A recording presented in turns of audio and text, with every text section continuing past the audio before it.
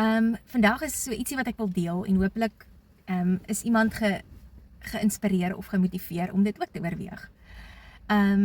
Ons familie, soos ek al genoem het, is baie close met mekaar.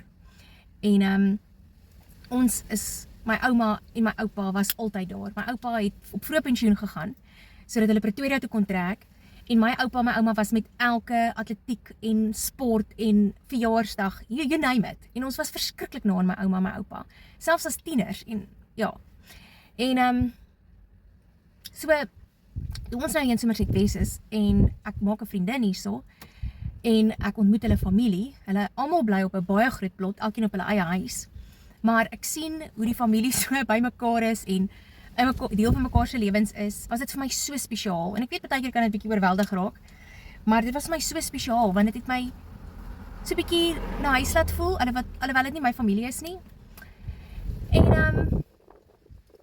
ja, ek dink wat vir my kosbaar is dat toe ek daai sien, het dit so bietjie soos familie gevoel.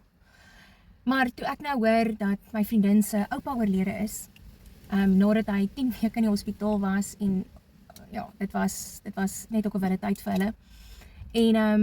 En ek sê vir my vriendin, ek wil graag na sy dienste kom, was sy aanvanklik nogal verras dat ek wil kom.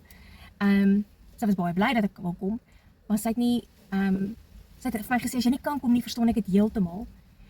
En ek het te vol gesê, weet jy wat, ek sou dalk soos 3 jaar terug of 4 jaar terug nie gekom het nie, maar omdat ons die hele ding met my pa gegaan het, net so maak kan ek beter sien, ouma hoor. Deur dit alles gegaan het ek dit daai dag ongelooflik baie waardeer vir my vriende wat daar was. Omdat dit in Pretoria was natuurlik baie van my skoolvriende daar gewees, en daar was nuwe vriende ook daar, en hulle het nie noodwendig my pa so goed geken nie, maar die feit dat hulle daar vir my was, het vir my ongelooflik baie beteken. En ek wil net vandag as jou half bietjie aanmoedig, dat as jy iemand na in jou lewe het, en daai persoon verloor, of staan iemand af van die dood, oorweeg dit om hulle diens by te woon. Al sê hulle vir jou, toe maar dis nie nodig nie, en ek weet jy het nie daai persoon geken nie, jy gaan daar om daar te wees vir daai persoon, op daai dag. En al is dit 'n doldag met baie emosie, en partykeer hardloop die familie self rond vir goed, word dit so waardeer. En ek is vandag bly, ek het vandag gegaan. Want al het ek nie vir oom Stolly baie goed geken nie.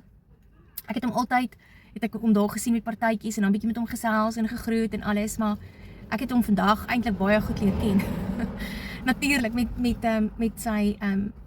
met sy memorial, net om aandenking sy lewe te vier, en om te hoor hoe kosbaar hy was, hoe vol liefde hy was, en ek het eintlik op 'n stadium met so 'n knop in my keel gesit, en net vir myself sê, moenie huil nie, want dit was ook nou die eerste keer dat ek by 'n begrafnis of by 'n lewensfeesvieringsdiens is, waar daar 'n manlike persoon oorlede is, en waar ek my pa ekstra mis.